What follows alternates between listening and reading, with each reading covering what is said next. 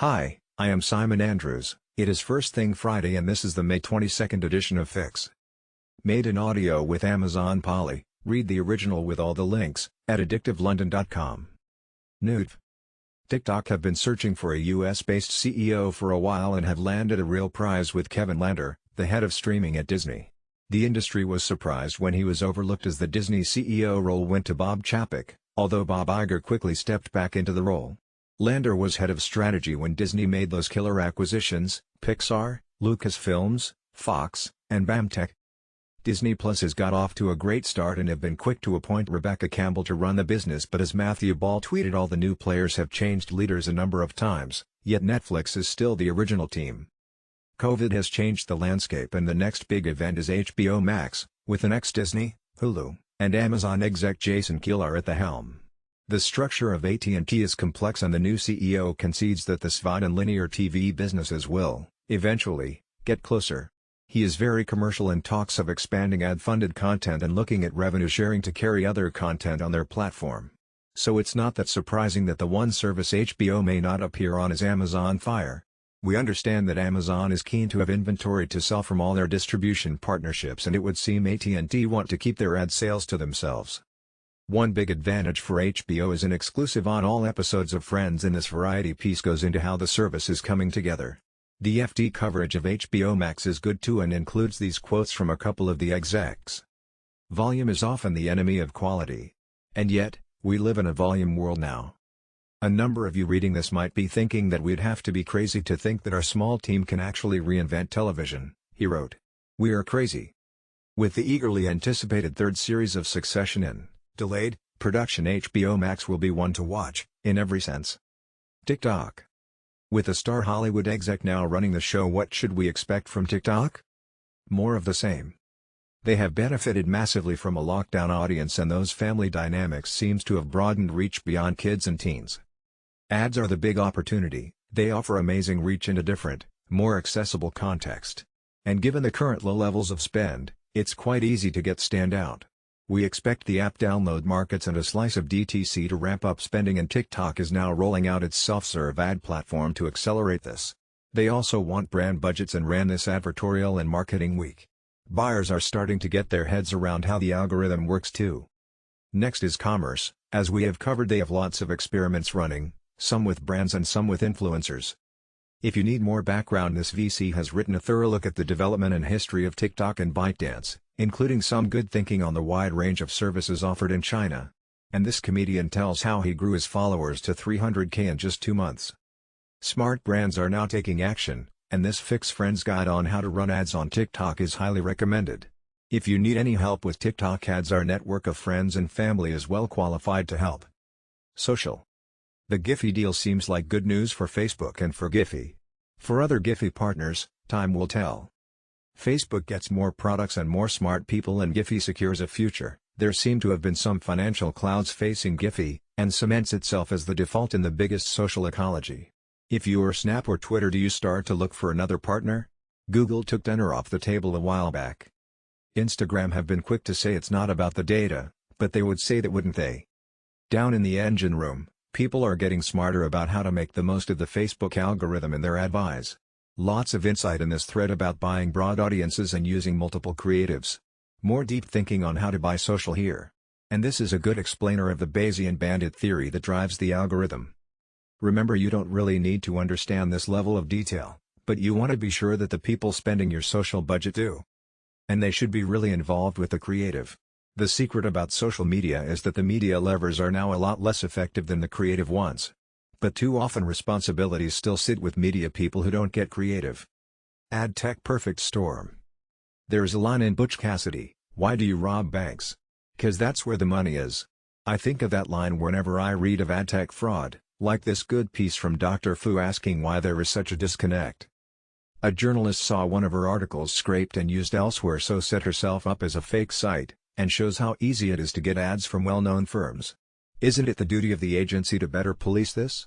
If, as ISBA shows, brands are using 40K sites, that would seem to be a big part of this problem. This casual approach burns businesses' money and starves legitimate publishers.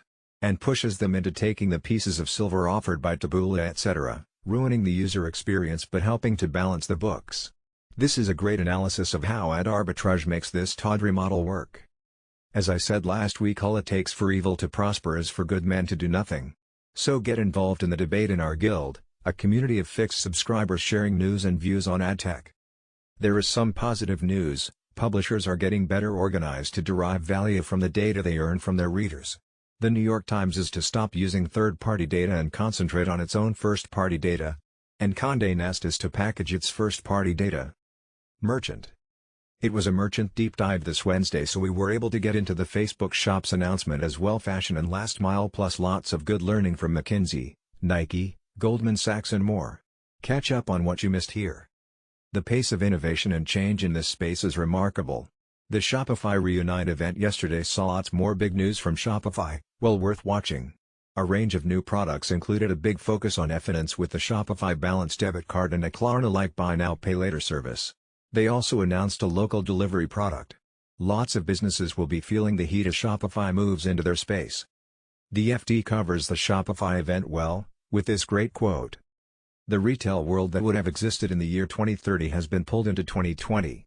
Brick-and-mortar retailers that were thinking of moving online have done so at an incredible clip over the last 8 to 10 weeks, said Harley Finkelstein, Shopify's chief operating officer.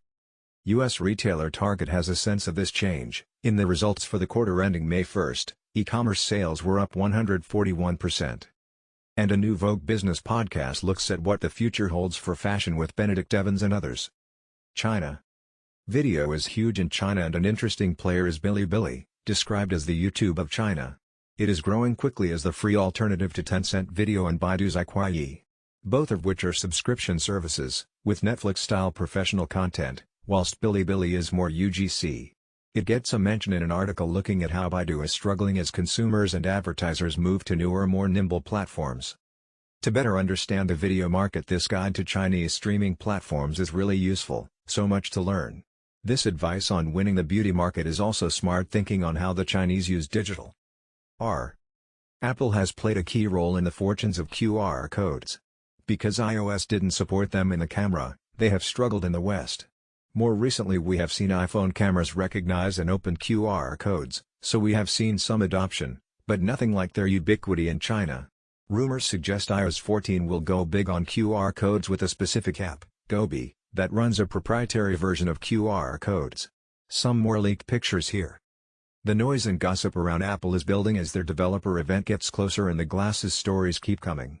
One of the more credible tippers shares his thoughts and thinks it's a 2021 launch, which suggests they won't get announced now. Voice audio. The headline in this space is that top podcaster Joe Rogan is moving to Spotify and will be exclusive. The idea of an audio Netflix has been around for a while, but the market is so fragmented that talent tends to be on all platforms. It's good for Rogan, he could make $100 million, and it's good for Spotify as it gives them more ad options and does not involve the record labels. And it should bring a bunch of new users, some of which may go paid.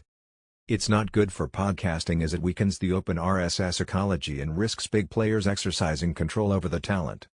The other headline is that Clubhouse, an audio chat app with an invite-only model, has raised $100 million from VC A16Z. As a launch marketing strategy, making something exclusively for VCs is right up there. With the success of Always in AirPods, audio has huge potential, and a social approach is likely to work just as well as a content approach.